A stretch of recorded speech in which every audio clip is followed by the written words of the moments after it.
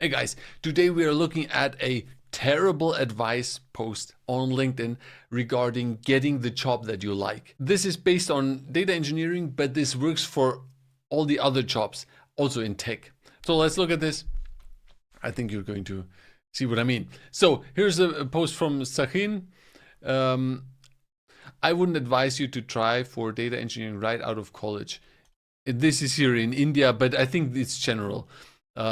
It's a general bad advice. Wouldn't try to advise to get into right away. There are rare cases where some do find data engineering roles as a fresh graduate.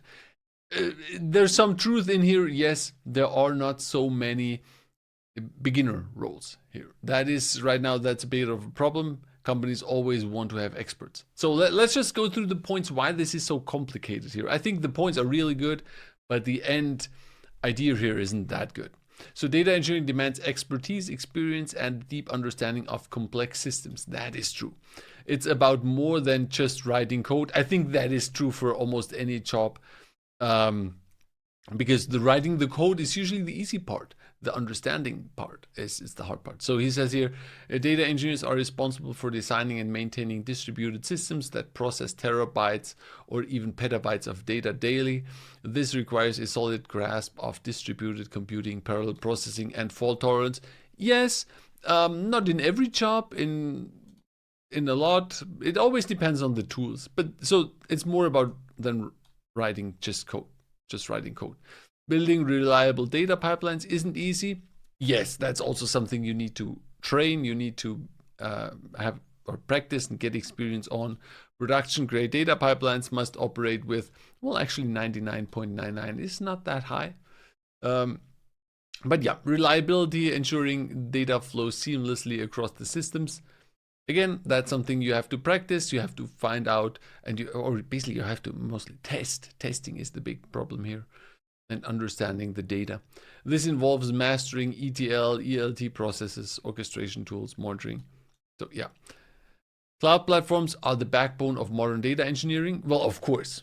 I mean, you need to have some experience, at least some starter experience on one cloud platform is important, I think. Whether it's AWS, Azure, or GCP, data engineers need to architect scalable solutions that optimize storage, compute, and cost, all within ensuring data security and compliance. That it's a very good point here. Yes, we need to do this. At what level though for beginners? That's a bit of a thing, right? Choosing the right database architecture and storage optimization are critical. Choosing the right database, relational versus NoSQL. Oftentimes this is already done. So because you're not starting from greenfield, indexing and so on are essential for performance at scale. Yes, but I would also argue this is something you can learn. Troubleshooting and scaling are non-negotiable skills. Yes, but this is also something you can learn, right? So you don't have to be an expert. This is something you can also get if you have training on the job, if you have a mentor on the job. This is something you can get into. When something breaks in production, when systems need to scale to handle growing data volumes, it is the data engineer who steps in to fix it. Yes. So more than writing code, building data pipelines, cloud platforms you need to work with, database architecture, troubleshooting, right? So I mean, this is not the big deal. Now let's be real, he says here. Data engineers need to go through the grind for a few years to handle all of this very well. And that is true. That is actually true. To really be able to do all of this in a really good way and to be an expert, writing, not just writing code, understanding what to do, building reliable data pipelines, working with cloud platforms, database architecture, troubleshooting and scaling and so on. These are all topics you need to be an expert in, but not at the beginning, right? If you're coming out of university, why? This is unrealistic. If you, for a beginner job, training on the job is absolutely possible. So you need all of this, right? The solution, and here's the terrible part. This is where I think is completely wrong. If you're usually interested to get into data engineering, my personal take is that you should try to get into data analyst roles first. and then keep upskilling in data engineering for about 1 to 2 years. Then give it a try.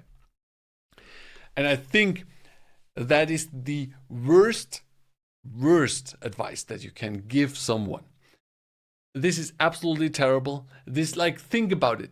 Why would you do a job that you don't want to do in the end, and that is only loosely related to what you want to do for 1 to 2 years to then hopefully get into that job? That's the wrong progression. You can progress very easily from analyst to engineer. That's possible. I have in my academy, I have courses on this. I also coached a lot of people doing this. It's not a problem. But if you don't want to do this, or if your goal is engineering, then you need to find an engineering job. Don't take that detour of doing something different first. Focus on this and get into this. The thing is, don't just focus on data engineering here. You need to have practice.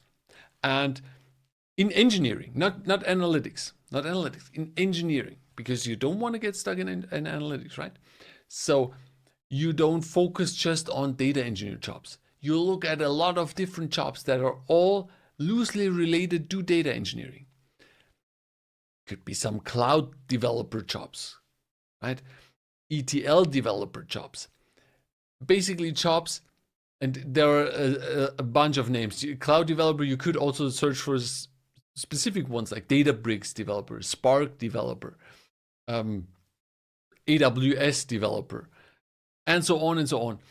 You are going to search for jobs that are where you work with data, work with a part of the tools that you have as a data engineer. And we seen here, cloud is one of the important things. So I would advise use one of the clouds. And then once you have that job, it's easier to transfer or to switch to a more senior role, right? Because you already have the engineering skills. So whatever you do, it doesn't matter if it's here in data engineering, it doesn't matter if it's in data science, doesn't matter if it's in tech at all. What you want to do is you want to follow that path. You have that idea, you want to get that job, and then you want to work towards that job, right? You don't want to take a detour and then hopefully switch over to that job. That doesn't work. That's a terrible advice. So don't do that. If you think about, in this case, if you think about data analytics or data analyst could also be fun, might be interesting. But if you're in an engineering university, if you're working with computer science, then, or engineering, you want to also follow through on this. Yes, it might not be in the beginning a data engineer job that you get, but it might be one of these lower, let's call it lower. It's not really lower, but related jobs, and then later move on to a data engineer role. Or even maybe you also grow in that role and you do engineering and it's not called data engineer.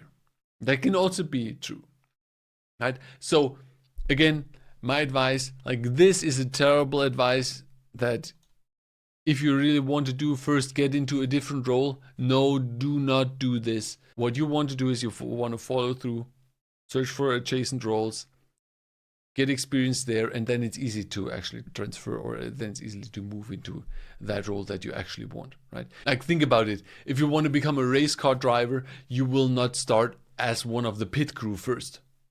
And then hopefully after some years of pit crew training, you move into race car driver. Doesn't make sense. So I hope this was helpful. Let me know in the comments what you think. I've also put the link to this post in the comments. Do me a favor, hit the like button on this and share this with a friend. And then see you in the next video.